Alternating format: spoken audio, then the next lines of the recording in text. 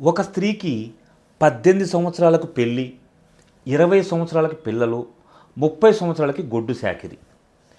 తన కోసం, తన పిల్లల కోసం, భర్త కోసం అహర్నిశలు శ్రమిస్తూ తన ఆరోగ్యం క్షీణిస్తున్నా పట్టించుకోకుండా అహర్నిశలు తన బాధల్ని మనసులోనే పెట్టుకొని జీవిస్తూ ఉంటుంది. ఇదే కదా ప్రతి ఒక్క స్త్రీ యొక్క జీవితం. ఎవరో కొంతమంది ఆడోళ్ళు తప్పు చేశారని, పరాయి మగాడితో వెళ్ళిపోయారని, కుటుంబం గురించి పట్టించుకోవటం లేదు అని మిగతా స్త్రీలను కూడా అనుమానిస్తూ వాళ్ళని ఇబ్బంది పెడుతూ ఉంటే అది కరెక్ట్ కానే కాదు. ఒక్క మాట చెప్పనా, నీకు ఎటువంటి స్వార్థం లేకుండా నువ్వు సంతోషంగా ఉండాలని కోరుకునేది ఒక్క నీ భార్య మాత్రమే.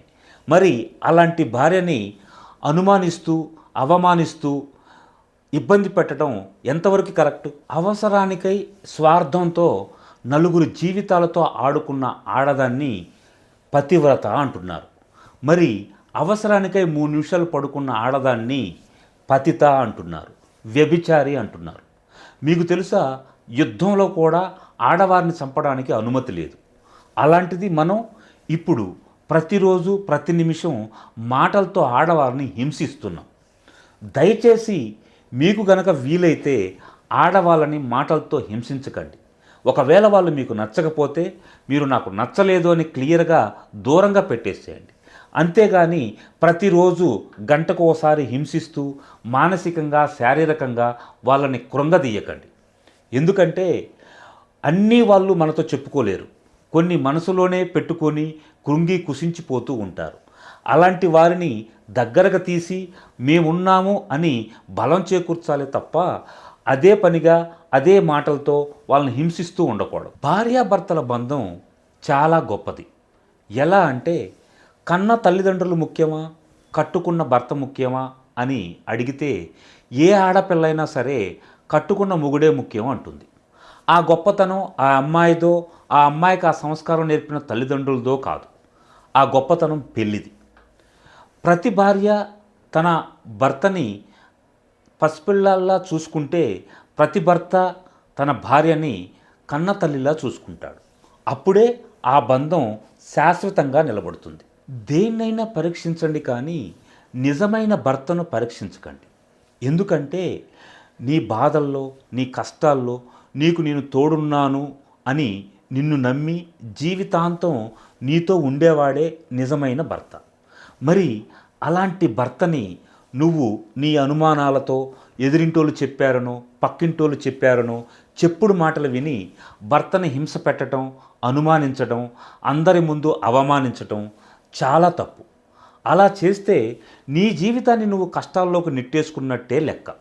అందుకే ఈరోజు నుంచే వాటన్నిటిని మానేయి. నీ భర్తను గౌరవించు, నీ భర్తకు ప్రేమ పంచు. అప్పుడే నీ కుటుంబం బాగుంటుంది. చదువు విలువ తెలియని వాడి చేతిలో పుస్తకాన్ని, మనసు లేని వాడి చేతిలో జీవితాన్ని అస్సలు పెట్టకండి. ఎందుకంటే వాళ్ళు వాటితో ఆడుకుంటారే తప్ప వాటి విలువ అస్సలు తెలియదు.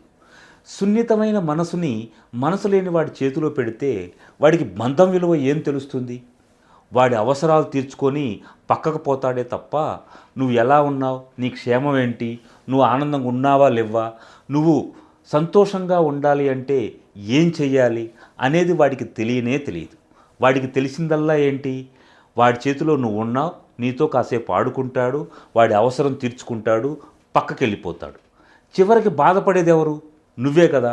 అందుకే దయచేసి అలాంటి వారితో అస్సలు ఉండొద్దు.